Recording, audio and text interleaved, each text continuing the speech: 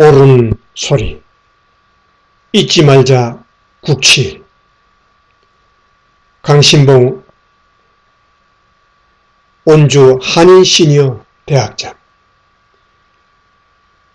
2022년 8월 31일. 참 이상합니다. 지금 대한민국은 참 잘 살고 똑똑하고 멋쟁이 나라가 되었다고 입이 닳도록 자화자찬한 시대가 되었는데 역사를 지켜나가는 모양새를 보면 어딘가 엉성한 건지 좀 모자라는 건지 도무지 이해할 수 없는 면이 한두 가지가 아닙니다. 무엇이 이상한지 한번 따져봅시다. 우선 8월의 역사를 더듬어 봅시다. 8월에는 3번 역사적인 날이 있습니다. 모두 대단히 중요한 날입니다. 첫 번째, 1945년 8월 15일 일제로부터 해방된 광복절입니다. 기쁜 날이라고 야단 법석 기념을 하고 각종 행사를 합니다. 그렇습니다. 기쁜 것은 맞습니다. 그런데 그 날은 기쁘기는 하지만 우리 민족이 수고해서 얻어진 날은 아닙니다. 미국의 원자탄 2방을 맞고 일본이 무조건 항복해서 어쩌면 날벼락으로 하늘에서 갑자기 떨어진 기쁜 날입니다. 역사적인 차원에서 뭘 그리 뻑적지근하게 기념해야 할 가치가 있단 말입니까? 좀 웃기는 일 같습니다. 둘째, 1948년 8월 15일 대한민국이 수립된 날입니다. 일컬으면 건국절입니다. 그런데 이날은 새카맣게 까먹은 건지 아니면 대한민국을 보기 싫어하고 북쪽 김씨 족속을 추종하는 자들의 농간에 놀아나서 그리 된 것인지 알 수 없이 완전히 망각되어 버린 날입니다. 분명 이날은 대한민국의 생일인데 미역국 한 그릇 대접하는 이가 없으니 참 이상하지 않습니까? 외정 36년 얼마나 많은 사람들이 고초를 당했고 얼마나 많은 동포들이 밥 맞는 사는 고향을 버리고 만주로 연해주로 유랑 생활을 했으며 얼마나 많은 애국 지사들이 자기 목숨 내던지고 조국을 찾으려 희생의 제물이 되었습니까? 그 아픔과 눈물을 이기고 일으킨 대한민국, 얼마나 가치가 있는 역사입니까?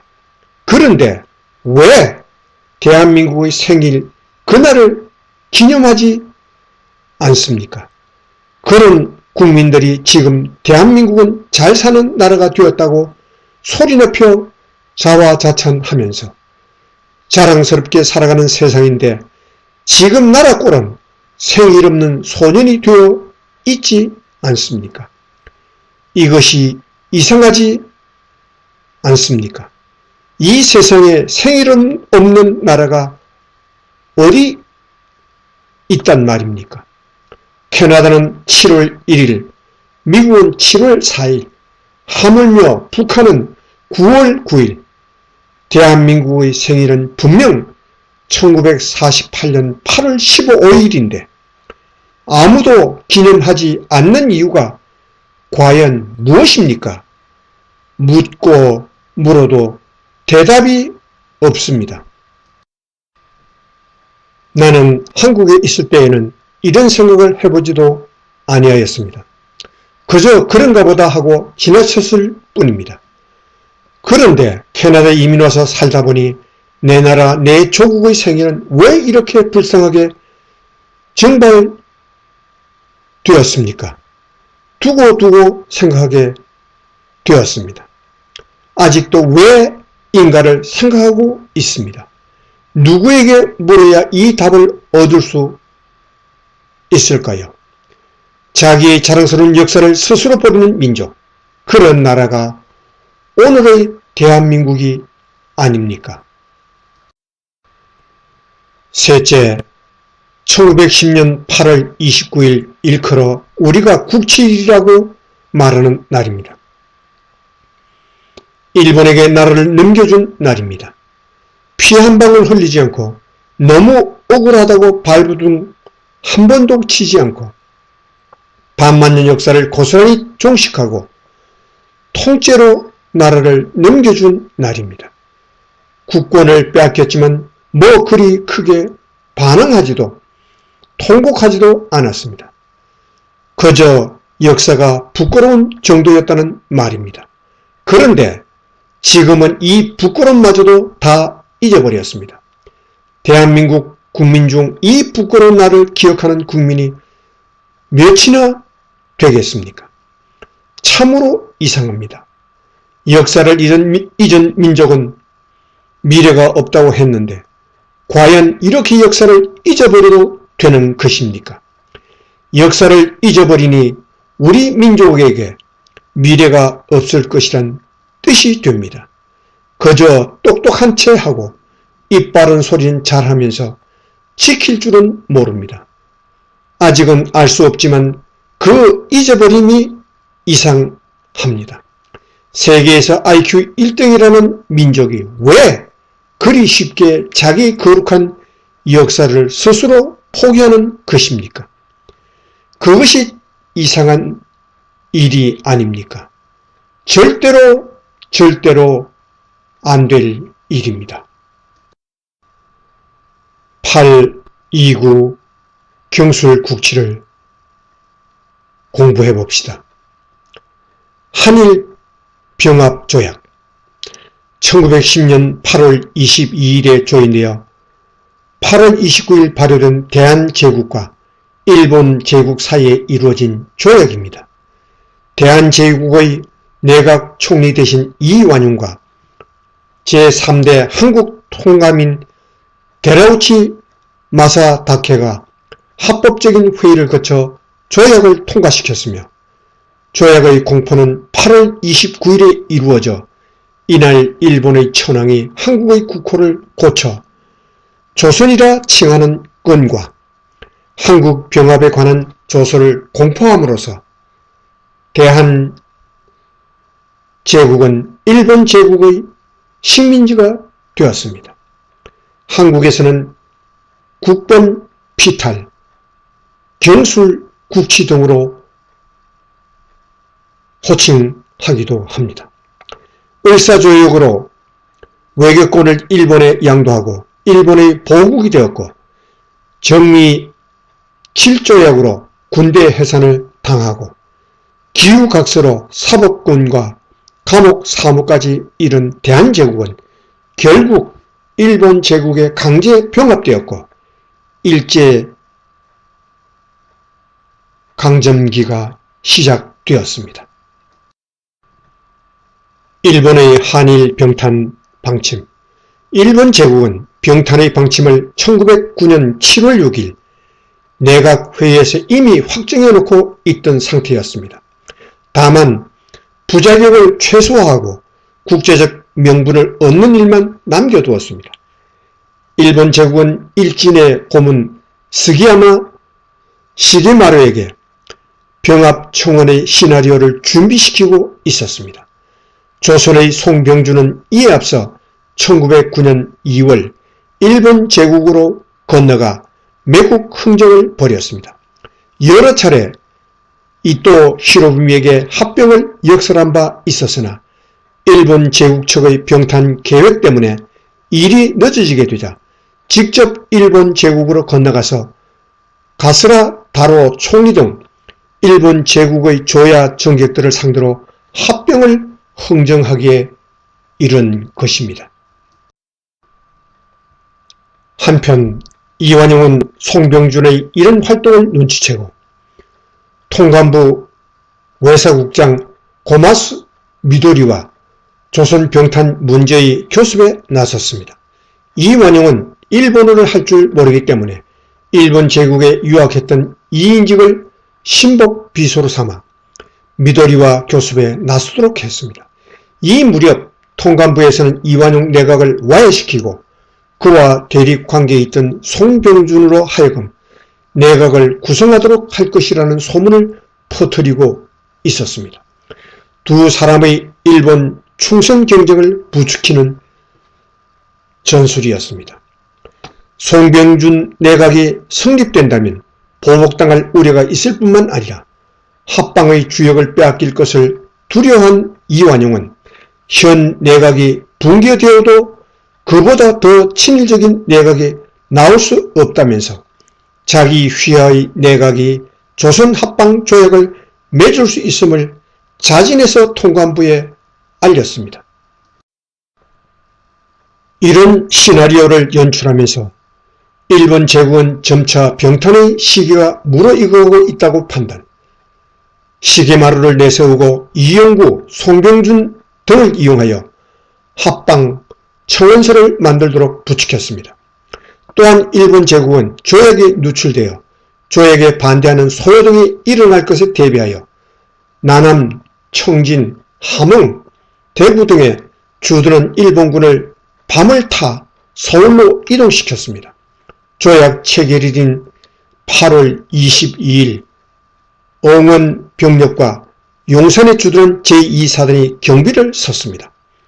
창덕군 흥복훈으로 불려온 대신들 중 학부 대신 이용직은 조약을 반대하다 쫓겨났고 이후 이른바 경술국적이라고 불리는 내각 총리 대신 이완용, 시종 원경 윤덕영, 국내부 대신 민병석, 탁지부 대신 고영희, 내부 대신 박재순, 농상공부 대신 조중흥, 친위부 장관 겸 시종 무관장 이병무, 성령부 총관 조민희 등 8명 친일파 대신은 조약 체결에 찬성 협조하였습니다. 이 8명은 한일 병탄 조약 체결 이후 공을 인정받아 조선 귀족 자귀를 수여받았습니다. 다음은 한일 병합 조약 전문입니다. 한국 황제 폐하와 일본국 황제 폐하는 두 나라 사이의 특별히 친밀한 관계를 고려하여 상호 행복을 증진시키며 동양의 평화를 영구히 확보하자고 하며 이 목적을 달성하고자 하면 한국을 일본국에 병합하는 것이 낫다는 것을 확신하고 이에 두 나라 사이의 합병조약을 체결하기로 결정하였다. 이를 위하여 한국 황제 폐하는 내각 총리 대신 이완용을, 일본 황제 폐하는 통감인 자작 사내정의 데라우치 마사다케를 각각 그 정권 위원으로 임명하는 동시에 위 정권 위원들이 공동으로 협의하여 아래에 적은 모든 조항들을 협정하게 한다. 1. 한국 황제 폐하는 한국 전체에 관한 일체 통치권을 완전히 또 영구히 일본 황제 폐하에게 양여함. 2. 일본국 황제 폐하는 앞 조항에 기재된 양해를 수락하고 완전히 한국을 일본 제국에 병합하는 것을 승낙함. 3. 본국 황제 폐하는 한국 황제 폐하 태황제 폐와 황태자 전하와 그들의 황후, 황비 및 후손들로 하여금 각기 지위를 응하여 적당한 존칭, 위신과 명예를 누리게 하는 동시에 이것을 유지하는 데 충분한 세비를 공급함을 약속함. 4. 일본국 황제 폐하는 앞 조항 이외에 한국 황족 및 후손에 대해 상당한 명예와 대우를 누리게 하고 또 이를 유지하기에 필요한 자금을 공여함을 약속함. 5. 일본국 황제 폐하는 공로가 있는 한국인으로서 특별히 표창하는 것이 적당하다고 인정되는 경우에 대하여 영예 자귀를 주는 동시에 은검을 줌. 6. 일본국 정부는 앞에 기록된 병합의 결과로 완전히 한국의 시정을 위임하여 해당 지역에 시행할 법규를 준수하는 한국인의 신체 및 재산에 대하여 전적인 보호를 제공하고 또 그 복리의 정지를 도모함. 7. 일본국 정부는 성이 충실히 새 제도를 존중하는 한국인으로 적당한 자금이 있는 자를 사정이 허락하는 범위에서 한국에 있는 제국 관리에 등용함. 본 조약은 한국 황제 폐하와 일본 황제 폐하의 재가를 받은 것이므로 공포일로부터 이를 시행함. 위 정고로 삼아 양 정권 위원은 본 조약에 기명 조인함. 융이 4년 8월 22일 내각 총리 되신 이완용, 메이지 43년 8월 22일 통감 자작 데라우치 마사다케. 이렇게 확실하게 부끄럽게 아니 멍청하게 나라를 넘겨준 일, 그걸 잊어야 합니까? 어찌 잊을 수가 있습니까? 강신봉 온주 한인 시니어 대학장.